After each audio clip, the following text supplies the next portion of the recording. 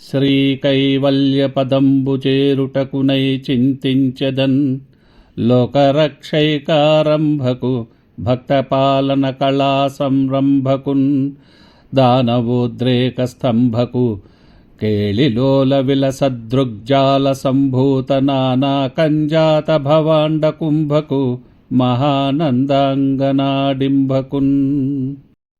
పోతన భాగవతము సరళ గద్యానువాద సహితము అష్టమ స్కంధం వామన చరిత్ర 4వ భాగం.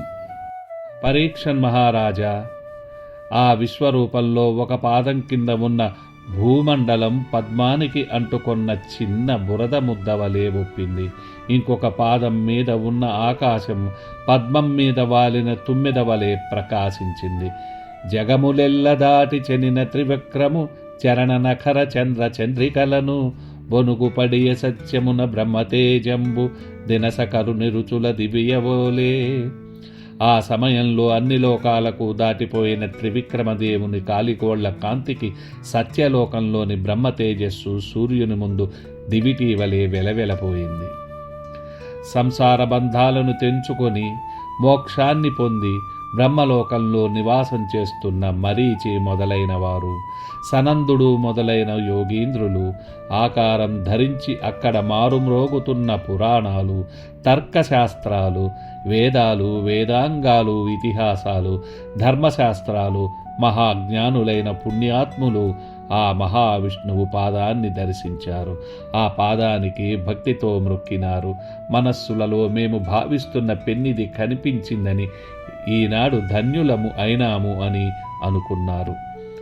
తన పుట్టిల్లిదె పొమ్మటంచు నజుండు దన్నాభిపంకేరుహంబు నిరీక్షించి నటించి ఉన్నత పదంబు చూచి తత్పాదసేచనముంజేశ కమండలూదకములంజల్లించి తత్తోయముల్ వినువీధిం ప్రవహించే దేవనదినా విశ్వాత్ముకీర్తి ప్రభన్.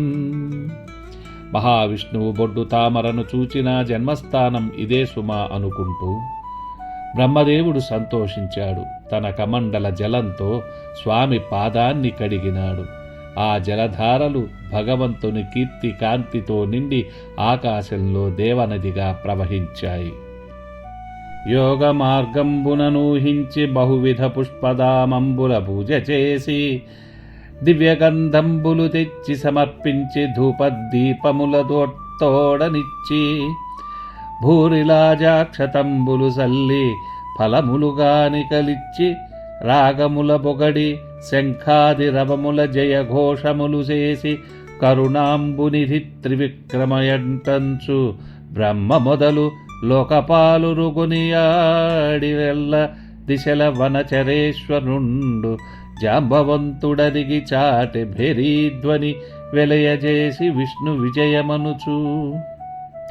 ఆ సమయంలో లోకాలను పాలించే బ్రహ్మాదులు మహావిష్ణువును యోగ మార్గంలో ఊహించి పలు విధాలైన పూలమాలలతో పూజించారు.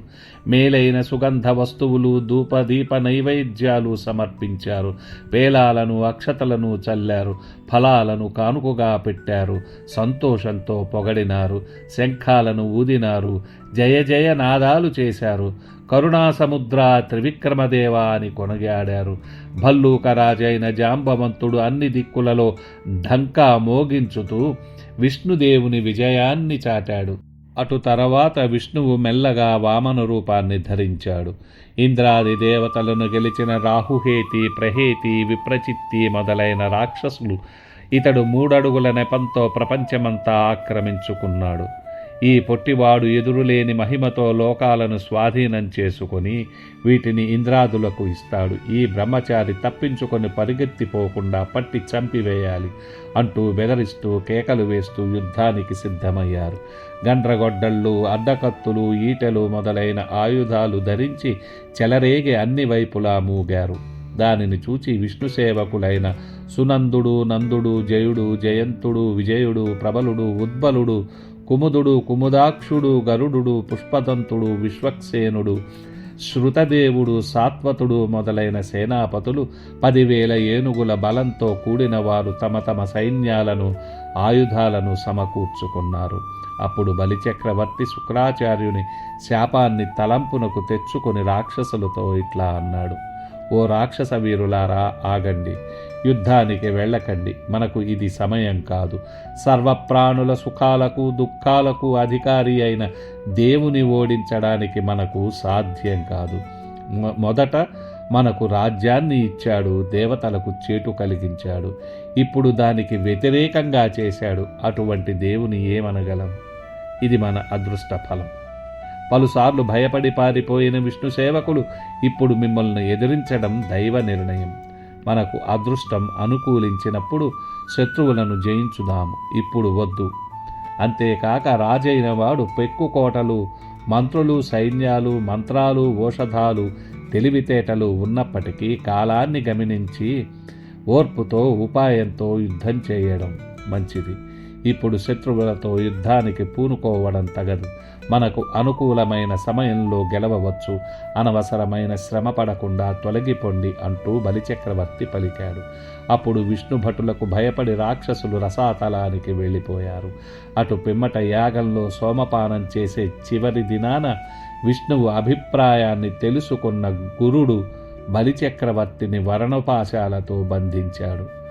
బాహులు వదములు గట్టిన శ్రీహరి కృపగాక ఏమి చేయుదునని సందేహింపక బలి నిలిచెను హాహారవమెసగే దశ దిగంతములందున్. చేతులు కాళ్ళు కట్టివేయగా బలిచక్రవర్తి సంకోచం లేకుండా మౌనం వహించాడు. ఇది విష్ణు దయ, దీనికి ఏమి చేయలేను అనుకున్నాడు. అన్ని వైపులలోనూ హాహాకారాలు చెలరేగాయి. ఐశ్వర్యం నశించిన ఆ బలిచక్రవర్తిలో దీనత్వము కంపము కలుగలేదు. అంతేకాక వెనుకటి కంటే గౌరవము, తెగువ, జ్ఞానము, ధైర్యము అధికమైనాయి. అప్పుడు బలిచక్రవర్తి చూచి వామనుడు ఇలా అన్నాడు: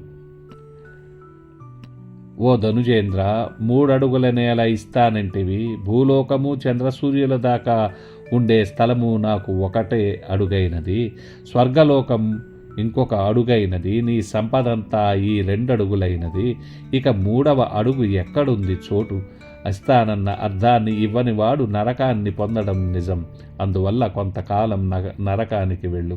అట్లా కాకుండా 3వ అడుగు ఇవ్వదలుచుకుంటే ఆ చోటు నాకు తొందరగా చూపు. బ్రాహ్మణులకు స్వాధీనం కావలసిన దానిని కాదనడానికి బ్రహ్మకు కూడా సాధ్యం కాదు అని పలికిన వామనుని మాటలు విని సత్యం భంగమవుతుందేమోననే సందేహం కలిగింది బలిచక్రవర్తికి. అది విషబాణం వలె తన మనస్సును గాయపరిచింది. అయినా అతడు దిగులు చెందకుండా ప్రసన్నమైన ముఖంతో బుద్ధిశాలి అయిన వామనునితో ఇట్లా అన్నాడు: సూనృతంబగాని సుడియదు నా జిహ్వ, బొంగజాలని నాకు బొంకులేదు. నీ తృతీయ పదము నిజము నా శరమున, నెలవు చేసి పెట్టు నిర్మలాత్మా. ఓ పుణ్యాత్ముడా, నా నాలుక సత్యాన్నే పలుకుతుంది, దానికి తిరుగులేదు. అసత్యం పలుకదు. నాలో అసత్యం అనేది లేదు. నీ 3వ పాదాన్ని శాశ్వతంగా నా తలపై పెట్టు. స్వామి, అసత్యం పలుకడానికి నేను భయపడినట్లు నరకానికి గాని, ఇప్పుడు కలిగిన ఈ శిక్షకు గాని, గొప్ప పదవి పోయినందుకు గాని, చెరసాలకు గాని, ఐశ్వర్యం నశించినందుకు గాని ఎటువంటి కష్టాలకు భయపడను. ఓ ఆనంద స్వరూప, అంతేకాక తల్లిదండ్రులు, అన్నదమ్ములు, మిత్రులు, గురువులు బుద్ధి చెప్పడంలో ఏమీ నష్టం లేదు. దానివల్ల తర్వాత మేలే కలుగుతుంది. మదంతో కన్నులు కనిపించని మా వంటి రాక్షసులకు నీవు సకాలంలో చెదిరిపోకుండా వెలిగే చూపునిచ్చావు. అందువల్ల నీవు గురువులలో మొదటి గురువైనావు. నీవు నన్ను బంధించడం శిక్షగా కానీ, సిగ్గుగా కానీ, లోటుగా కానీ, బాధగా కానీ నేను భావించను. ఇదివరలో చాలామంది రాక్షసులు నిన్ను ఎదిరించి పోరాడి యోగీశ్వరులు పొందే స్థానాన్నే పొందినారు గదా స్వామి, నీవు ఇవ్వలేనిది ఏముంది? చెలియే మృత్యువు చుట్టమేయముడు, సంసేవాద్ధులే కింకరుల్, శిలలంజేసెనె బ్రహ్మదన్ను దృఢమే జీవంబునో చెల్లరే. చలితం బౌట ఎరుంగకీ కపట సంసారంబు నిక్కంబుగాన్, తలుచున్మూఢుడు సత్యదాన కరుణాధర్మాది నిర్ముక్తుడై. అయ్యో, మృత్యువు ఆప్తమిత్రం కాదు, యముడు దగ్గర చుట్టం కాదు, సేవకులు భక్తితో సేవించాలనే బుద్ధిమంతులు కారు, ప్రాణము శాశ్వతం కాదు. ఈ శరీరాన్ని బ్రహ్మ రాళ్లతో మలచలేదు. అయినా మూర్ఖుడు సత్యము, దానము, దయా, ధర్మము మొదలైన వాటిని వదిలివేస్తున్నాడు. ఈ మాయా సంసారాన్ని సత్యమని భావిస్తున్నాడు. చుట్టాలు దొంగలు, సుతులు రుణస్థులు, కాంతలు సంసార కారణములు, ధనముల స్థిరములు, ధనువతి చంచల, కార్యార్థులన్యులు గడుచుగాల, మాయువు సత్వరమైశ్వర్యమతి శీఘ్రమని కాదే, తమ తండ్రి నతకరించి మా తాత సాధు సమ్మతుడు ప్రహ్లాదుండు నీ పాదకమలంబు నియతి చేసే, భద్రుడతని మృతిలేని బ్రతుకు గలిగే, వైరులై కాని తొల్లి మావారుగాన, అర్ధి వై వచ్చి నీవు నన్నడుగుటెల్ల, పద్మలోచన మా పుణ్య ఫలముగాదే. పుణ్యాత్ముడైన మా తాత ప్రహ్లాదుడు చుట్టాలు దొంగలు, కొడుకులు అప్పుల వాళ్ళు, భార్యలు ముక్తిని దూరం చేసేవారు. సంపదలు నిలకడలేనివి, శరీరం స్థిరం కాదు. ఇతరులు తమ ప్రయోజనాన్నే కోరతారు. కాలం నిలువదు, ఆయుష్ త్వరగా గడుస్తుంది, ఐశ్వర్యం తొందరగా వెళ్ళిపోతుంది అనుకున్నాడు. ఆయన తన తండ్రిని విడనాడి నీ పాదాలను సేవించాడు. అదృష్టవంతుడైన అతనికి మరణం లేని మనుగడ దొరికింది. పురాణ పురుష, పూర్వం మా వారు శత్రువులుగా మారితే తప్ప నిన్ను దర్శింపలేకపోయారు. నీవు బిచ్చగాడిగా వచ్చి నన్ను దేహి అనడం మా పూర్వపుణ్యం ఫలం కాక మరేమిటి? పై విధంగా బలిచక్రవర్తి పలుకుతున్న సమయంలో పరమ భక్తాగ్రగణ్యుడైన ప్రహ్లాదుడు అక్కడికి వచ్చాడు. బలిచక్రవర్తి వరుణపాశాలతో కట్టిబడి వేయడం వల్ల అతడు ప్రహ్లాదునికి నమస్కారం చేయడానికి వీలు కాకుండా పోయింది. బలిచక్రవర్తి కన్నులలో కన్నీళ్లు పొరలినాయి. అతడు సిగ్గుతో తల వంచుకున్నాడు. వినయ వినమ్రుడై తాతకు మొక్కు చెల్లించాడు. అప్పుడు ప్రహ్లాదుడు మొగసాలలో సునందుడు మొదలైన వారితో కూర్చున్న వామదేవుని చూచినాడు. సంతోషంతో అతని కన్నులు చెమ్మగిల్లాయి, వడలు పులకరించింది. అతడు స్వామికి సాగిలపడి నమస్కరించి ఇట్లా అన్నాడు: స్వామి, నీవు వీనికి మొదట ఇంద్ర పదవి ఇచ్చావు. దానిని ఈనాడు తొలగించడం చాలా మేలైనది. ఆ పదవి అజ్ఞానానికి, అహంకారానికి మూల కారణమైనది. గర్వమనే కారు చీకటిని కలిగించేది. అట్టి దానిని దయతో పోగొట్టి రక్షించడమే కానీ ఈ బంధనం శిక్షించడం కాదు. పరమాత్ముని తెలుసుకొన్నవానికి ఇంద్ర పదవి ఎందుకు కొరగానిది. అది నీ పాదసేవకు సాటిరాదు.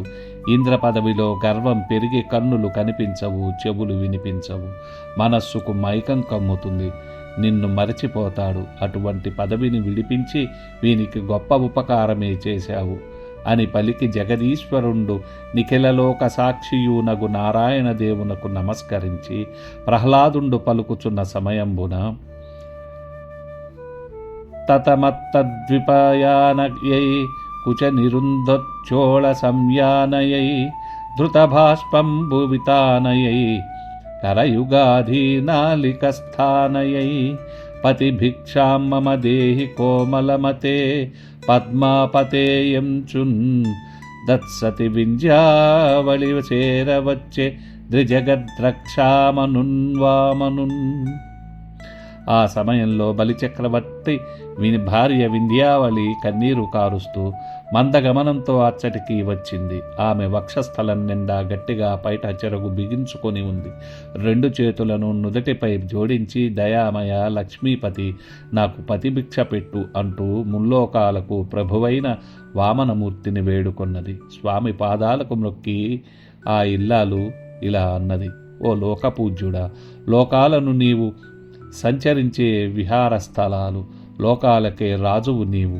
తెలివిలేని మూర్ఖులు ఈ లోకాలకు తామే పాలకులమని భావిస్తారు.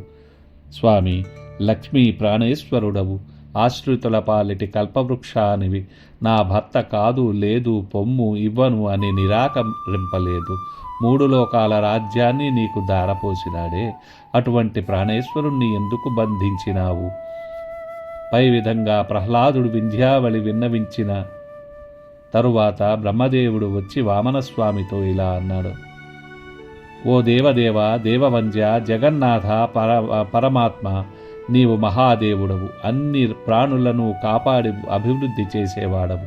బలిచక్రవర్తి గొప్ప దాత, ఇతడు నీకు తన ధనమంతా ఇచ్చాడు, ఇతడు శిక్షింపదగినవాడు కాదు అని పలికిన బ్రహ్మ మాటలు విని భగవంతుడు ఇలా అన్నాడు: ఎవనిపై నేను దయ చూపాలనుకుంటానో అటువంటి వాని సంపదనంతా అపహరిస్తాను. సంసార సంబంధమైన గొప్ప మైకంతో ఎవడు లోకాన్ని నిందించి నన్ను తిరస్కారం చేస్తాడో వాడు ఎల్లప్పుడూ నానా యోనులలో పుడుతుంటాడు, కడకు నరకానికి పోతాడు.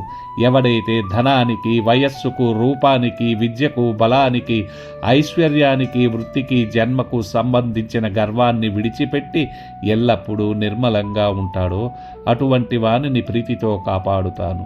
నా భక్తుడైన వాడు అజ్ఞానంతో, దురాశతో, గర్వంతో, లౌకిక సంపదలతో మదించి నశించడానికి కోరుకోడు.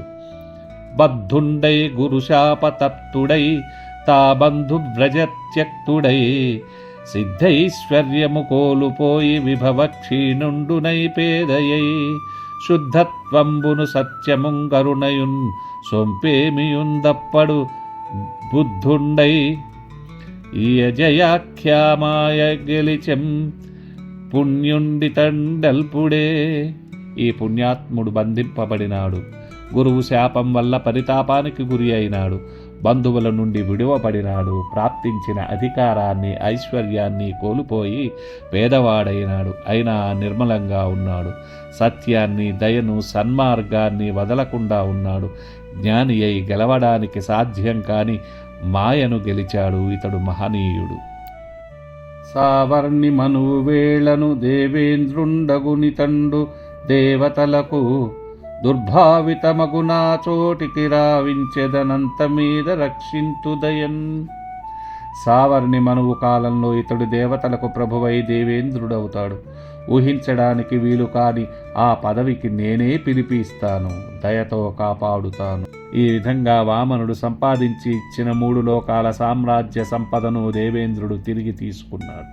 అటు పిమ్మట బ్రహ్మ, శివుడు, కుమారస్వామి, భృగువు మొదలైన మునులు, పితృదేవతలు, దక్షుడు మొదలైన మునులు, ప్రజాపతులు, సిద్ధులు, దేవతలు, ఇంకా తక్కినవారు అచ్చెరువు గొలిపే విష్ణుదేవుని లీలా విలాసాలకు ముచ్చటపడుతూ, పొగుడుతూ, ఆటపాటలతో తమ తమ నివాసాలకు వెళ్ళారు అని చెప్పి శుకుడు ఇలా అన్నాడు: ఓ రాజా, వామనుని గొప్ప గుణాలను పూర్తిగా తెలుసుకోవడానికి, ఊహించడానికి, లెక్కపెట్టడానికి ఎవనికి సాధ్యం కాదు. భూమిలోని ధూళి కణాలను లెక్క పెట్టగలిగిన వారికైనా ఇది సాధ్యం కాదు. ఇంకా వేరే వారి సంగతి చెప్పేదేముంది? అత్యద్భుత లీలలతో కూడిన విష్ణువుని గురించి తెలిపే ఈ పుణ్య చరిత్రను వినేవాడు గొప్ప భాగ్యవంతుడవుతాడు. చివరికి ప్రకాశించే ప్రభావంతో దివ్య సుఖాలు పొందుతాడు. ఓ రాజా, మానవులకు, పితృదేవతలకు, దేవతలకు సంబంధించిన పుణ్యకార్యాలు చేసేవారు ఎవరైనా త్రివిక్రముని పవిత్ర చరిత్రను కీర్తించితే వారు ఎల్లప్పుడూ సుఖాలు అనుభవిస్తారు. స్వస్తి. మన సంస్కృతి, వాంగ్మయము అపురూపమైనవి. రామాయణ, భారత, భాగవతాలను తరువాతి తరాలకు వినిపించాలనే మా తపనను లైక్ చేయడం, సబ్స్క్రైబ్ చేయడం ద్వారా ఆశీర్వదించండి. మీ అమూల్యమైన అభిప్రాయాలను తెలియజేయడం మాత్రం మరచిపోకండి.